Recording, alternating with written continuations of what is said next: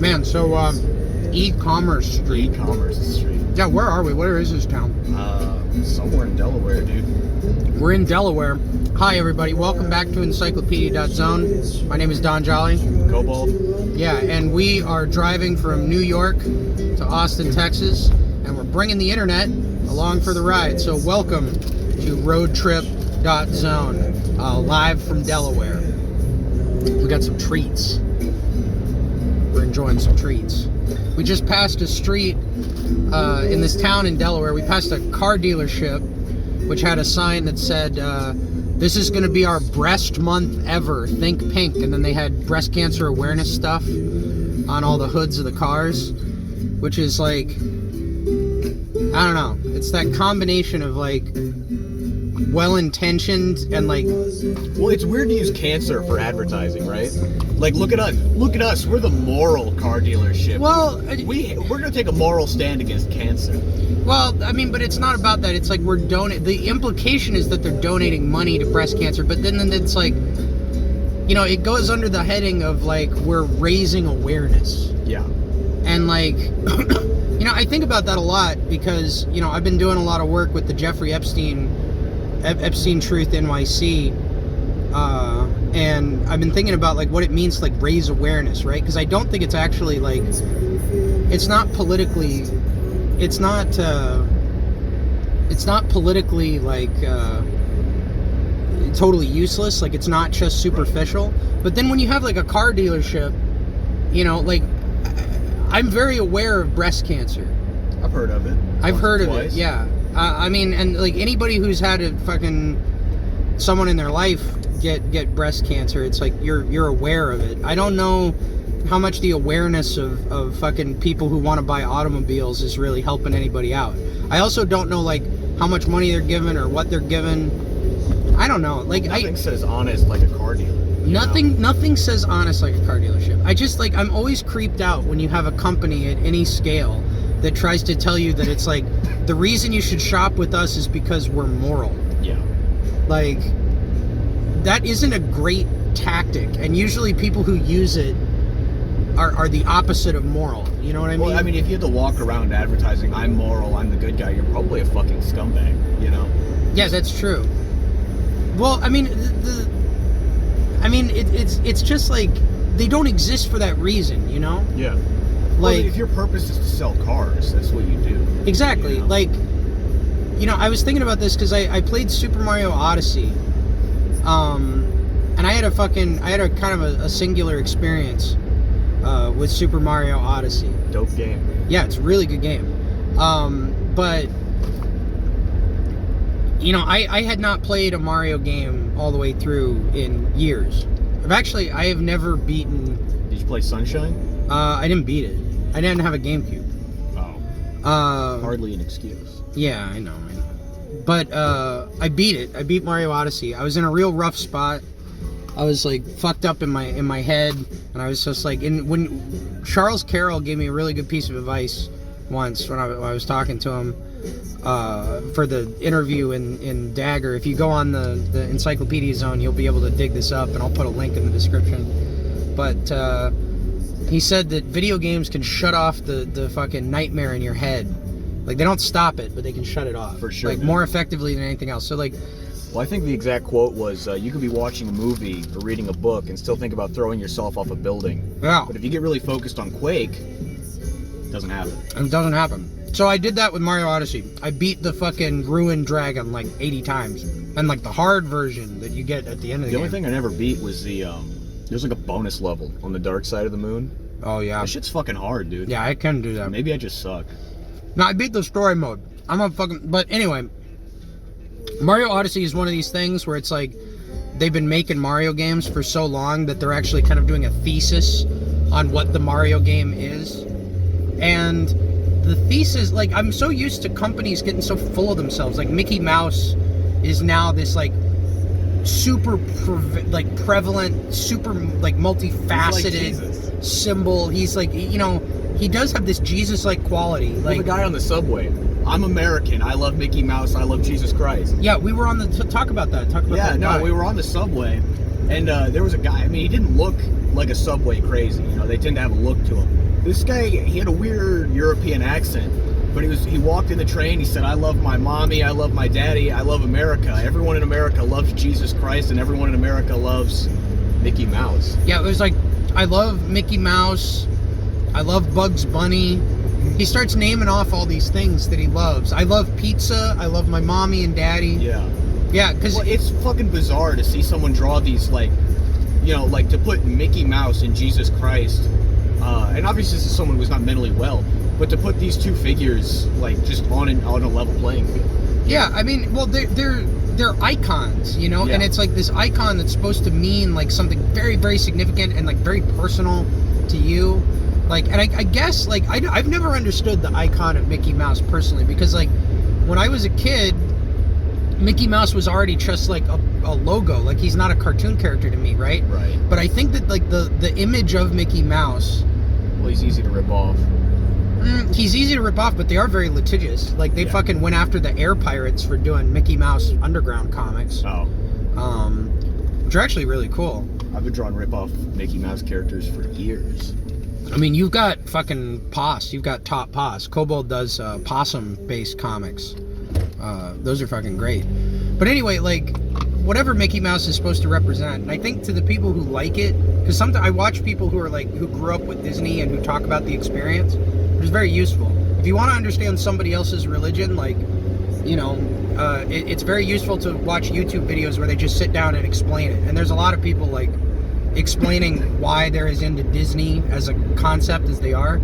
I think it has something to do with like reverence for imagination, like being able to take products of imagination and make them work in the marketplace. That's like what Walt Disney and like the Disney company in general, like, this is a very important idea to a lot of people, and I can understand why.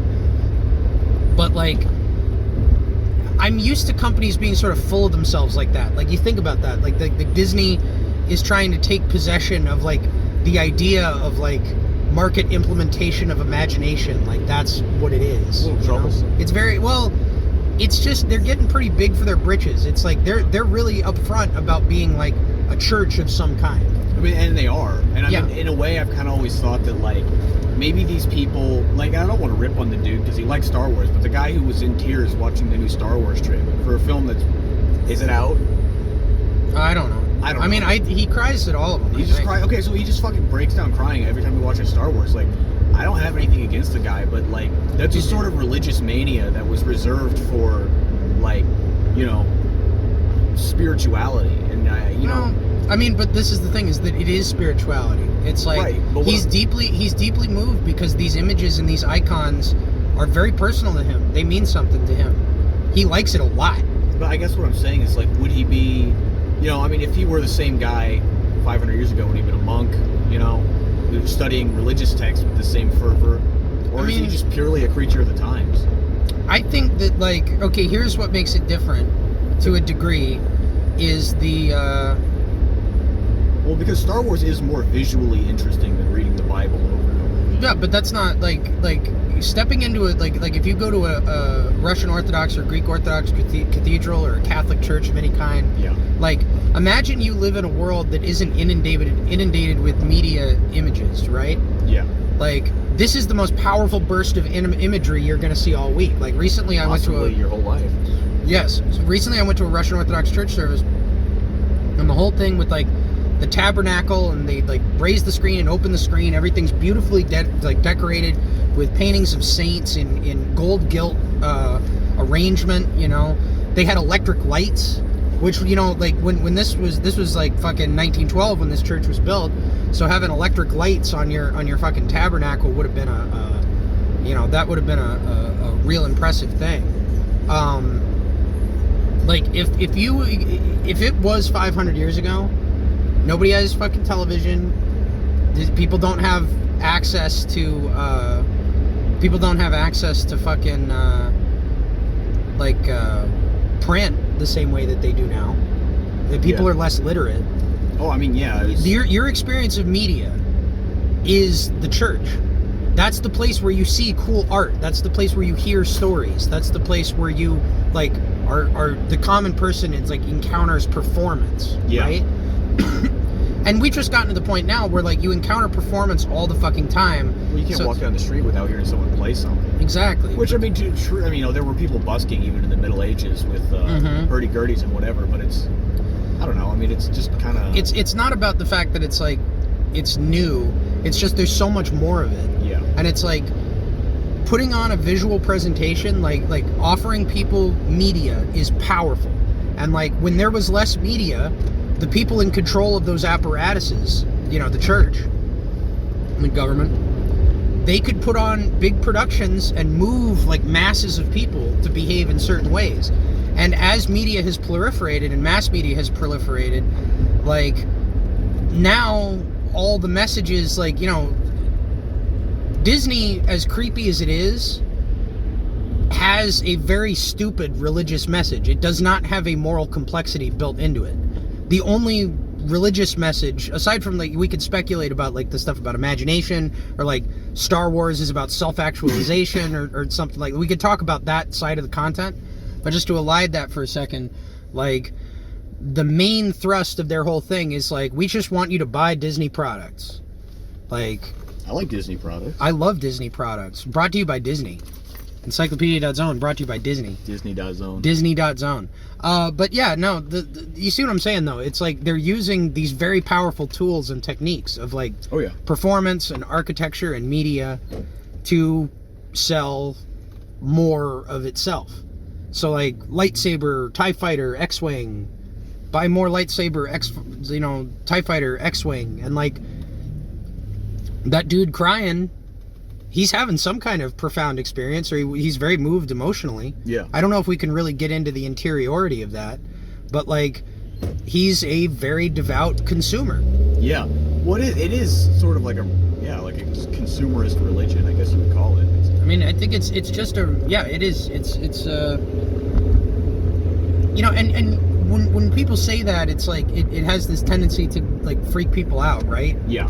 But, like, all religion is consuming. It's consumerist on some level. Well, I don't want to, like, put myself on a higher moral plane just because I happen to not give a shit about Star Wars. Like, yeah, I mean, I give a shit about things that I shouldn't. You know, I not even shouldn't. Just, like, don't matter. No, I mean, I do give a shit about Star Wars. I'm very interested in it, but that's because I'm very interested in the religions that people actually practice, and I think that everybody is sort of committed to a bunch of different religions at this point that make maybe weaker moral and temporal claims on them than traditional churches. But we live in a very religious society. We live in what I believe is, like, I mean, a fundamentalist consumer society. That's kind of the way that I would describe it. And my point is about Mario Odyssey, to go back to that whole thing. Oh, yeah.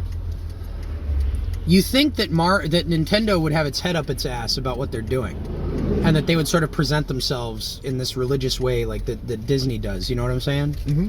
Like, they do this game where it's like this retrospective of the history of Mario, and it's like this thesis statement of Mario, and that's Odyssey because it's the anniversary game.